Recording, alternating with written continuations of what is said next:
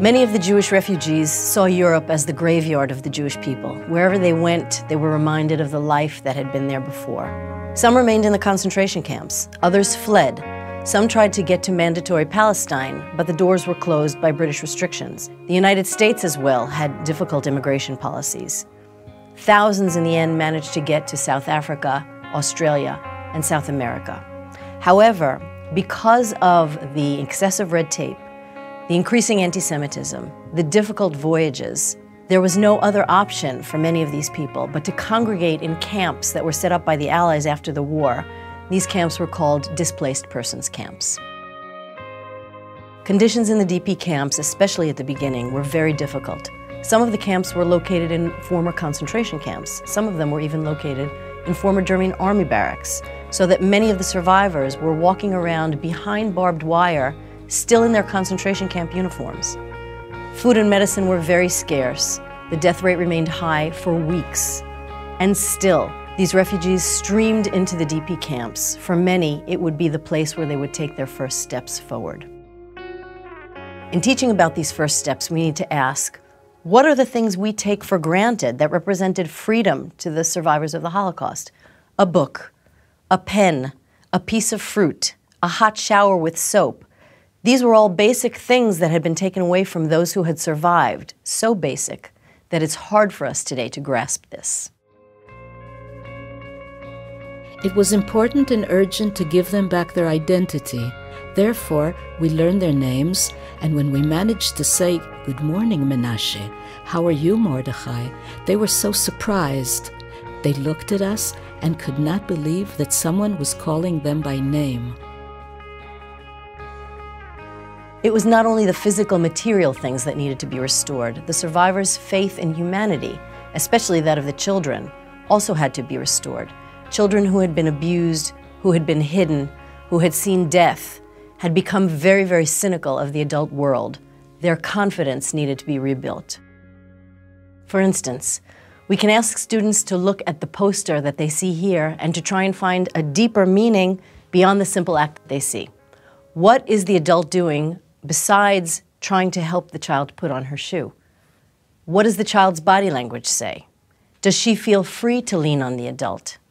Once children's faith in humanity was restored, once anyone's faith in humanity was restored, then these people could go ahead and start to try to rehabilitate their lives. Their thirst for knowledge is amazing. One fact is worthy of mention. Not a single pupil is late for class. They come without breakfast because the canteens open at 8:30, while school begins at 8. Anyone who is aware of the sensitivity to hunger of the former Kotsetniks will appreciate their devotion to studies. For many survivors, culture and education were very important. We can ask, why were they so important when for many of these people food was still scarce, they were still in mourning, and the future was still very uncertain? For many of them, culture was what represented the bridge between their former lives. It connected them to their previous traditions. It was also a way to escape their reality. Education was the key to their futures. For instance, survivors in the DP camps published more than 70 newspapers. They had film screenings, they established sports clubs, there were theaters, there was art, there was culture. They also established schools to give the children whose lives had been interrupted vocational and educational training. In addition, they began commemoration projects. The camps were full of posters everywhere to make people aware of all these activities. The atmosphere was the opposite of the desperation and the awful uncertainty that the survivors of the Holocaust had been living with. As a matter of fact, the atmosphere was one of a frenzy of activity, as though these people were trying to make up for all the time they had lost. Survivors who were alone tried to make new human connections. They reached out for other survivors who instinctively understood the trauma and the loss they had experienced without having to discuss it too much. People got married. They would take a hut and divide it into 10 tiny rooms for 10 couples. The desire for life overcame everything.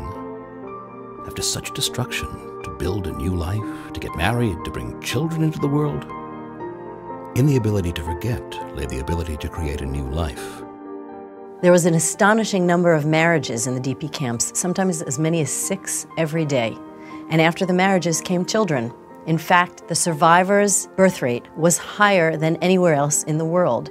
In the Bergen-Belsen camp alone, 555 babies were born in 1946.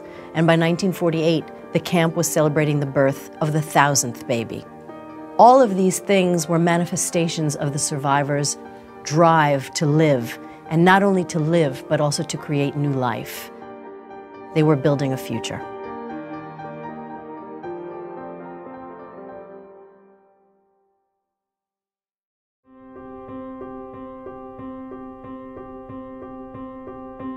After spending needed time in the DP camps, where the survivors could recuperate, reestablish their connections, and regain their footing, they moved on to places where they could put down roots and settle permanently.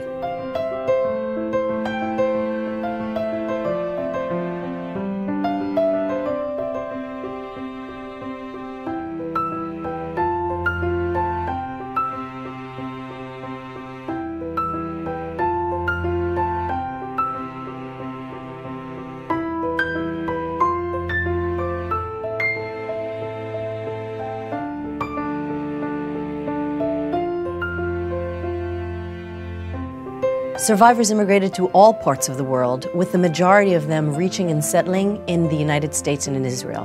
Wherever they went, they contributed to the societies in which they settled. For Jewish survivors, the end of the war was merely the beginning of a difficult journey. They needed to adapt to living with the scars of loss and the memories that they would continue to carry with them.